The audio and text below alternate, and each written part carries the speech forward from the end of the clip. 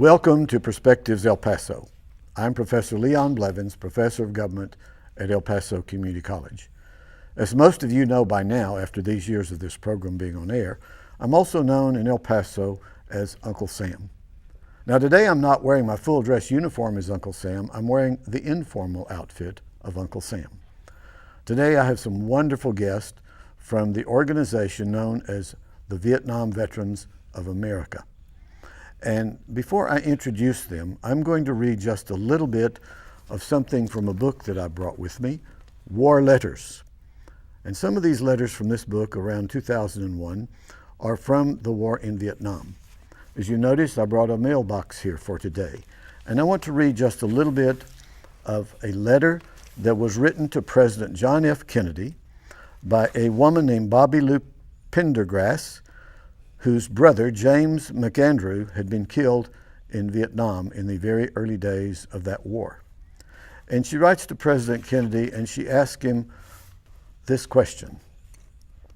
I can't help but feel that giving one's life for one's country is one thing, but being sent to a country where half of our country never even heard of it and being shot at without even a chance to shoot back is another thing altogether. Please, I'm only a housewife who doesn't even claim to know all about the international situation, but we have felt so bitter over this. Can the small number of our boys over in Vietnam possibly be doing enough good to justify the awful number of casualties? It seems to me that if we're going to have our boys over there, that we should send enough to have a chance, or else stay home. Those fellows are just sitting ducks in those darn helicopters. If a war is worth fighting, isn't it worth fighting to win? Please answer this and help me and my family to reconcile ourselves to our loss and to feel that even though Jim died in Vietnam, and it isn't our war, it wasn't in vain. And John F. Kennedy writes back to her, and he says something along the line of this. Americans are in Vietnam because we have determined that this country must not fall under communist domination. Ever since Vietnam was divided, the Vietnamese have fought valiantly to maintain their independence in the face of the continuing threat from the North.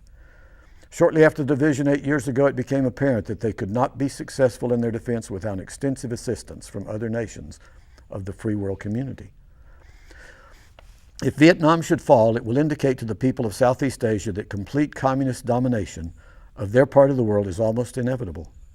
Your brother was in Vietnam because the threat to the Vietnamese people is, in the long run, a threat to the free world, the whole community, and ultimately a threat to us all. For when freedom is destroyed in one country, it is threatened throughout the world. My special guests are Harry Nelson and John Hanway. John Hanway. I've just met John. I met Harry the other day at an event with the Veterans of Foreign Wars. And you went to Vietnam and you are associated now with the Vietnam Veterans of America. Did that bring back some memories? Wasn't that what you were told when you went to fight in Vietnam? And did you join or were you drafted? Let's start with you, Harry. I volunteered for the Navy, and the next thing I was in country. They needed people with my education of the Navy. Mm-hmm. I was known as an aviation ordnanceman. So you spent more time in the air than on the water? I was on land. I never was on water that first year I was there. We flew gunships. Okay. We were known as the Sea Wolves. We were based out of Ben Thuy, and we would fly as far as maybe 300 miles out and almost reaching the Cambodia border and back to Ben Thuy and in that area. Sometimes we stay at places overnight. But that was our mission. We never knew where we were going. We just go as what they told us. As I received my draft notice and they took care of it, you know, it was reality. I was so glad to come home. After I got home, about 2 more months later, they sent me back out again to Vietnam.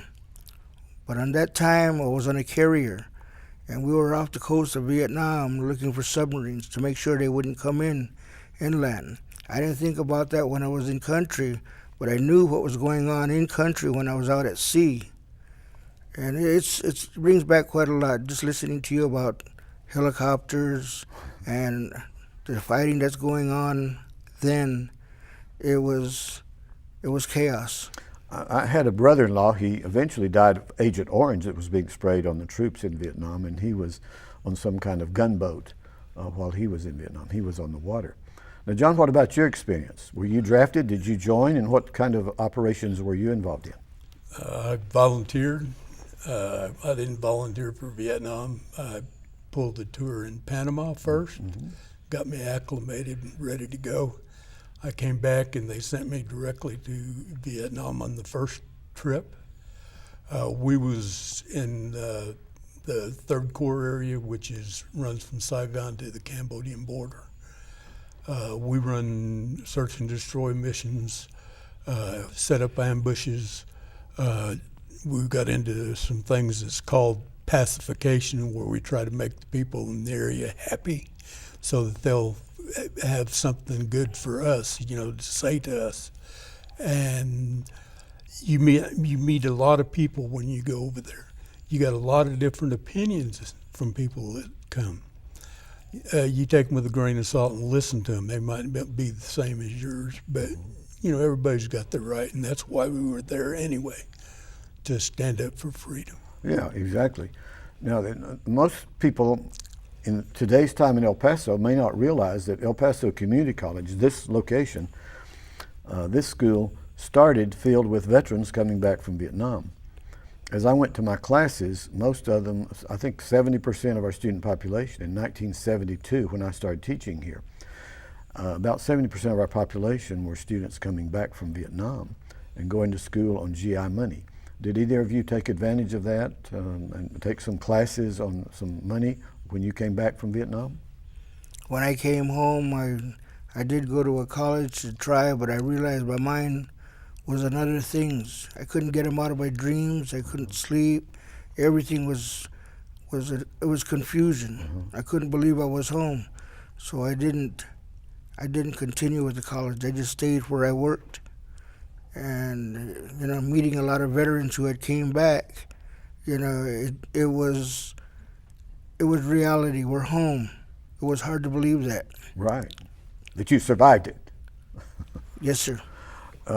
What we might call post-traumatic stress syndrome. You were going through, wrestling with all of those. And some of the veterans that were at the program the other day with the VFW are still struggling with their experiences in Vietnam or Korea or Iraq or Afghanistan. There's no doubt about it. What about you, John? What did you do when you came back? Well, I was medevac back. I had 12 days left till it was time for me to leave anyway, but I got injured in a roadside accident that took place, and the Jeep turned over on us, and the little guys fired their shots and left. I came back and was hospitalized for about 7 months, and I was down in Fort Hood. And they released me from the hospital. I went back to a unit, and Lord and behold, I'm on orders to go back again for the second time. I went back to the same battalion, just a different company. The atmosphere was a little bit different the second year. Even though we were tracing through the same mud and grits and all that other stuff as we did the first year I was there, it didn't seem like a lot of progress was made. You brought up the issue of PTSD, and I'd like to expound on that for just a second. Okay. A lot of people that have PTSD want to find a blame other than admitting that they have something wrong with them. And to get the help that they realize, that something's happening and it's causing distress in their families and with friends and things like that, they need to seek help. And one of the organizations is the Vietnam Veterans, and we don't push the agenda. You can come and you can be with friends that went through the same things you did. Yeah. We have 3 veteran service counselors that are available to talk to anybody. It costs them absolutely nothing, and guides them in the right direction for help with the VA and one thing another like that. But the realization of PTSD is something that has to be admitted by the people that have it. You have to come to that realization. If you don't, you'll go on and you'll have these fits of anger, you'll have sleepless nights, you'll have everything that comes with it. Once you seek the help and you get an understanding somewhat, you'll never probably understand the whole thing, then you'll feel better about yourself, you'll feel better about the people you're with. Myself, used to be 3 was a crowd. I couldn't be with 3 people.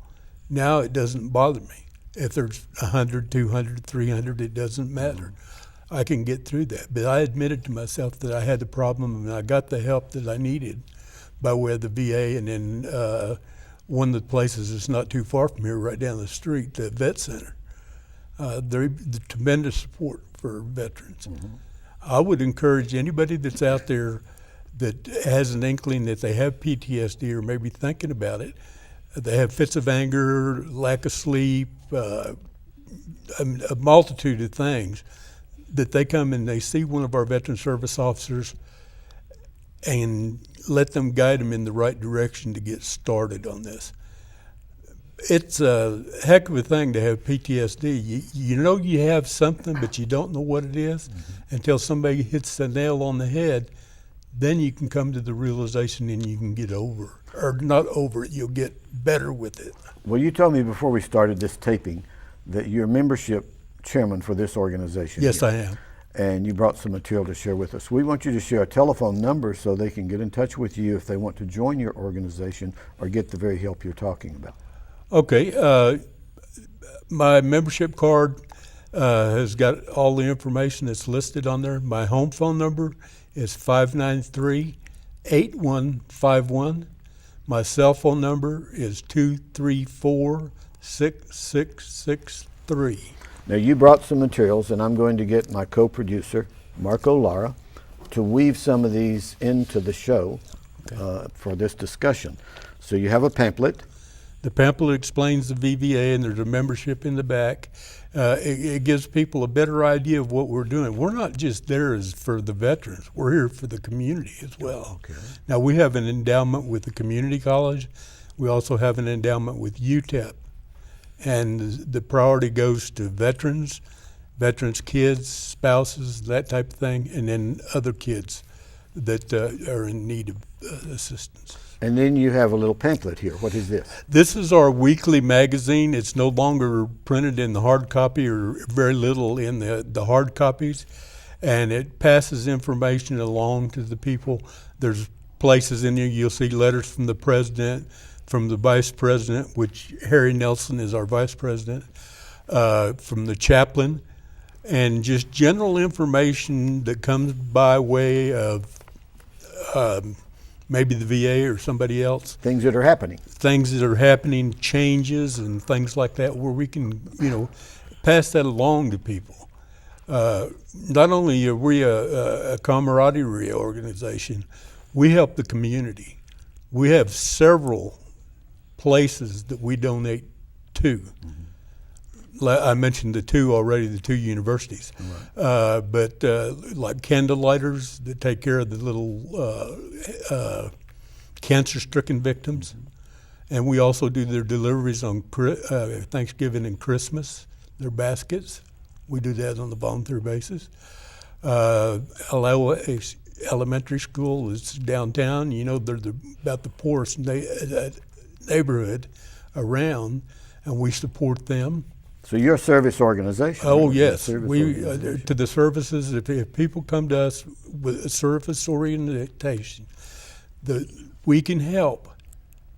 That's all we ask. And give us enough time to work on it, not just come in, I need it right now type thing, because that doesn't take time. We will honor the request that we get. We have sponsors that's out there that does a lot for the kids in El Paso. Price's Creamery is one. Every time we have a get-together with the kids, they furnish the ice creams and the drinks and all of that. So they give back to us too. Well, good. Well, we want to thank you for your service to this country. There's no doubt about that, both of you. I thank you for giving us this opportunity to speak. Sometimes someone will ask me this question. I know I'm interjecting myself into the interview. It's really your show, but since you're with the Vietnam veterans, sometimes someone will ask me, what's the most meaningful thing you've ever done as Uncle Sam? You've done lots of programs. I've done programs for presidents of the United States and others. And I've answered consistently pretty much. When the replica of the Vietnam Memorial Wall was here in El Paso in 2002, and it came here, it's about not quite the full size of the one in Washington, D.C. Have either of you been there and seen it? I have. You've seen it. and my wife and I have been there. So we went out to a park in the northeast El Paso where they had it set up, and some wonderful experiences happened. Some of my former students who were there who fought in Vietnam that I'd had in class in previous years. And then something happened. I think it was the second day of the event they had it set up. My wife and I go, and we're walking up, and here are some Native Americans with their totems and their all kinds of things that they were going to use for a ceremony, feathers and so on. And they saw me walking up as Uncle Sam, and they motioned for me to come up to them. And I said yes, and they said, we want you to be a part of our ceremony. We're going to have a ceremony here in front of the wall, and we want you to be a part of it. I said, oh my goodness, okay. So my wife steps back, and she takes the camera and takes some pictures of me standing there with these Native Americans. Now, Harry, you told me before we started this taping that you're Native American. From what tribe? From the Hopi tribe. From the Hopi tribe. Okay, so here they are, and they go through this area. And at one point, their medicine man comes up with a feather, and he blesses me.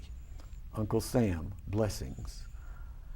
And tears were running down my cheek because I thought about the difficulty of Native American tribes under the American government. Yet Native Americans were joining or being drafted and going and fighting for the freedom in this country. How does that make you feel, Harry? And like you said, being drafted or joining. A lot of us were, when we enlisted, all the other service members thought we were anything but Native Americans. A lot of people have never seen Native Americans in a military uniform. Mm-hmm. They would assume that we were Hispanic, they were maybe Filipino, or another descendant of another background. Mm-hmm. But when we said Native American, they never recognized us. But we were side by side until we left as strangers over there, and we came back as brothers. Yeah. But we had our own faith within ourselves. But yes, there's many tribes in the Native American here in this country. Tribes I haven't even known. Well, the Navajos were code talkers in World War II and helped win that war in the Pacific. My father is full-blooded Navajo. Mm-hmm. My mother is full-blooded Hopi. I'm registered with the Hopis. Mm-hmm. And yes, he told me that they would want to know how much ammunition they had here, bombs, to be sent over there, or what they wanted over there, and it would be in code talking. So my father, he was one of them here in Arizona, letting them know what they wanted from overseas, because they couldn't let the enemy find out about what type of munitions they needed. I want to mention one other personal note here. When my wife and I were here in the 1963-64, going to school summer sessions, and I came to teach at Texas Western in 65. She had a cousin whose husband was at Fort Bliss. He became a major, Dean Niffin, his name. He was sent to Vietnam, and he was one of the early casualties in Vietnam. I believe his name is on the very first panel of the Vietnam Memorial Wall. At the replica, I went to that location, and I pointed my finger where his name is, and my wife took a picture. And then some of my former students were coming up, and they were saying, here are my buddies on the wall.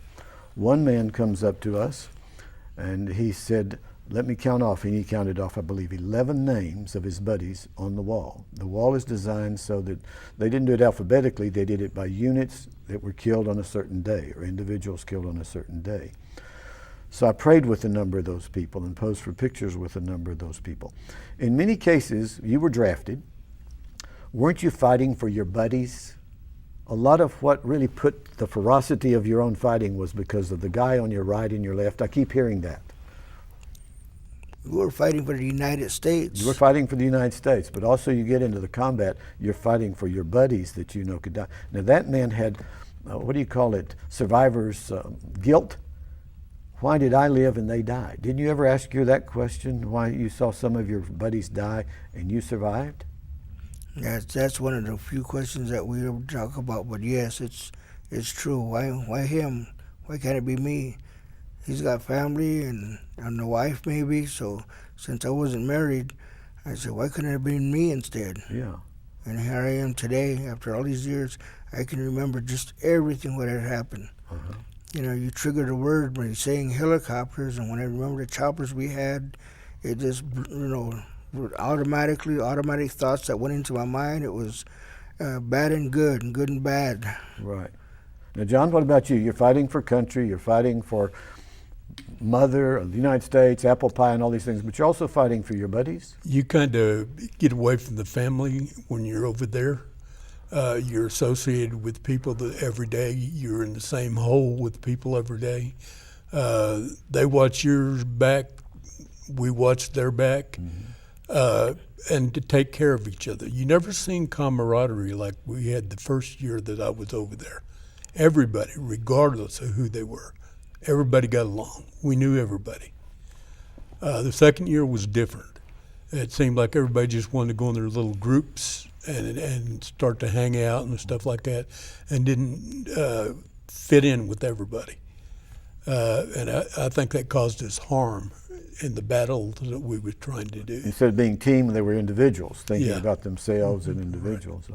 Let's talk about mail call. Before our time is gone, was that a bright spot when you would get something from home? I see a smile on your face right now. My mother lived close to a cannery, so I didn't go for want. I got menudo, I got beef jerky, I got anything you put in a can. Not so much the mail that you could read, but what you could eat. Well, that and the letters were nice, and I tried to be cheerful in the letters that I sent back. As Oh, yeah, well. you don't want her to worry too much. That's right. I mentioned that when we go up to Angel Fire over the Memorial Holiday, the book that you have here, they have a presentation that's letters from home. That's up in New Mexico, yeah. Yes, and it's in. It's a well-known Vietnam memorial up there in New Mexico at Angel Fire. Angel Fire, right? They have it's a continuous movie, and it was produced by HBO before they've got that. But these letters from home strike home to a lot of people when they come in there. There's a lot of tissue paper in there for a reason. Oh, sure. Someone that's never been, the chapel is immaculate. And if you go in there by yourself, you get a different outlook on things. Yeah. Now, you had a big smile come on your face when I mentioned letters from home. What brought the smile to your face when you got it? Cookies, brownies, letters? It's good news because it's either from your mom, your dad, your brother, sister, or someone related to you. And that's the letters I look forward to. I didn't get them every week or every 2 weeks, but when I got one, it was very nice. I remember one of my shipmates out there, he received maybe 6 letters a day. I don't know how he did this. And when he didn't get no letters for 2 days, the third day would come in maybe almost 40 letters in one mailing. Oh, my goodness. You know, so I asked him, I said, how do you get all these letters? He just smiled. I don't know where he found the time to write, but we were all watching the mail come in, and when he got his mail, you know, that made us feel good. Well, it's amazing now with these warriors over in Iraq and Afghanistan, they can see one another through Skype or things like that.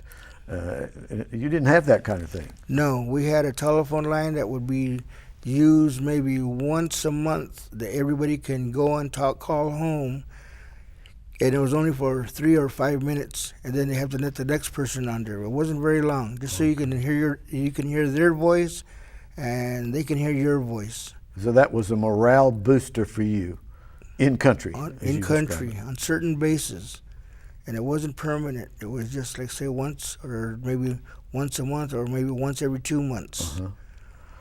Did you have, like in some cases, school children? They will write and they will send things. Did you have those experiences? I have them, they still do here.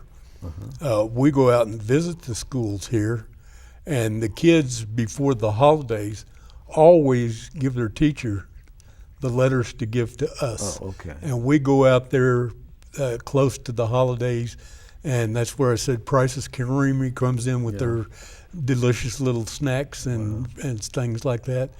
And it's amazing what these kids ask in the letters or tell you in the letter.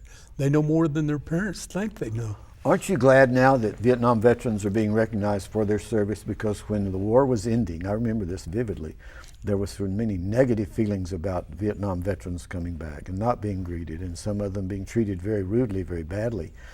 And now today, the public seems to be much more saying, thank you for your service. Only in this city I've seen it more than anywhere else, not in other cities. I walk to the market and wearing this vest, some people will say thank you for your service. As well as I do people in their military uniforms, I say the same thing to them. It puts a little warmth into their heart, because it does it to me. But this is the only city that recognizes veterans, and I'm sorry, but some of the other cities, they do not. Oh, that's so sad. Not Well, El like this Paso has a one. long history of being a military city. Right. Well, that's too bad. One of our partners is fixing to leave, the commanding general out at Fort Bliss. Yeah. He invited us to every event that took place out there, just about. We made numerous of them, change of commands and things like that. In fact, the Bulldog Brigade out there adopted us. Well, General Petard is the one you're referring to. Yes. Who went to Eastwood High School. And Eastwood and Burgess and Irving and many others, we have a long line of people that have gone to West Point and the Naval Academy and so on, and people here that helped them to get some of those opportunities to do that. And I'm sure that you support those that are trying to get into those institutions too. Well, I want to thank you for coming and telling your stories. I wish we had more time, because that was a long time ago, and you have a lot of wonderful memories. You get together with your associates, you have a lot of war stories, don't you?